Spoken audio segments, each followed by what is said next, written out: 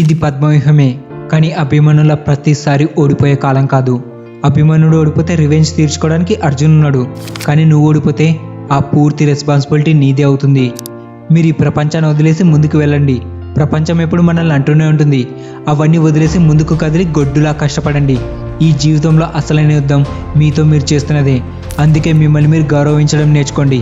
మిమ్మల్ని మీరు ఎలా సక్సెస్ఫుల్గా మార్చుకోవాలో తెలుసుకోండి. మీలోని చెడును, బలహీనతలను కనిపెట్టి వాటిని పూర్తిగా దూరం చేయండి. మీ దగ్గర కష్టమైన ఆయుధం ఉంటే టాలెంట్తో పనే లేదు. Talent is nothing, hard work is everything అని క్రిస్టియానో రొనాల్డో మాటలు వినే ఉంటారు. కొన్నిసార్లు మీరు చేస్తున్న పనులు ఎవరికి చెప్పాలనిపించదు. చెప్పకండి. పేరెంట్స్తో అబద్ధాలు చెప్పండి. మీ కష్టం పైన నమ్మకం ఉన్నప్పుడు మీరు ఇవన్నీ చేసినా తప్పు లేదు. అండ్ మీ కష్టం ఎంత సైలెంట్గా చేయండి అంటే మీ విజయ ఢంకా మోగించాలి. ప్రస్తుతం మీరు చేస్తున్న హార్డ్ వర్క్లో అనుభవిస్తున్న నొప్పి టెంపరీ మాత్రమే.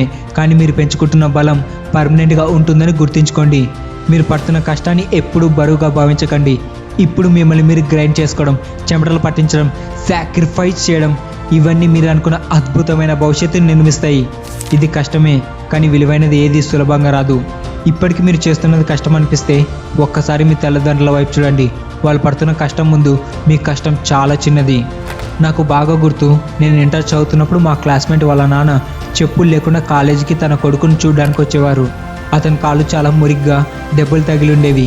కానీ తన కొడుకు మాత్రం నీట్గా 3 పూటలు తింటూ చదవకుండా ఎంజాయ్ చేసేవాడు, బ్యాక్లాగ్స్ పెట్టుకునేవాడు. మీరు అలా ఉండకండి. చదువుతున్నారా? చదవండి. కష్టపడుతున్నారా? కష్టపడండి. ఎందుకంటే ఏదో ఒక రోజు మీ తల్లిదండ్రుల గాయాలు మీరే నయం చేయవలసి ఉంటుంది. మీ ఇంటెన్షన్స్తో పనిచేయండి, వాటిని మర్చిపోకండి. జీవితంలో డ్రీమ్స్ ఉండడం చాలా ముఖ్యం. అండ్ ఆ డ్రీమ్స్ని అచీవ్ చేయడానికి పిచ్చిగా ప్రవర్తించడం తప్పలేదు. కష్టానికి కన్నీళ్లు కారుస్తున్నప్పుడు విజయానికి ఆనంద బాష్పాలు ప్రవహిస్తాయని గుర్తుంచుకో.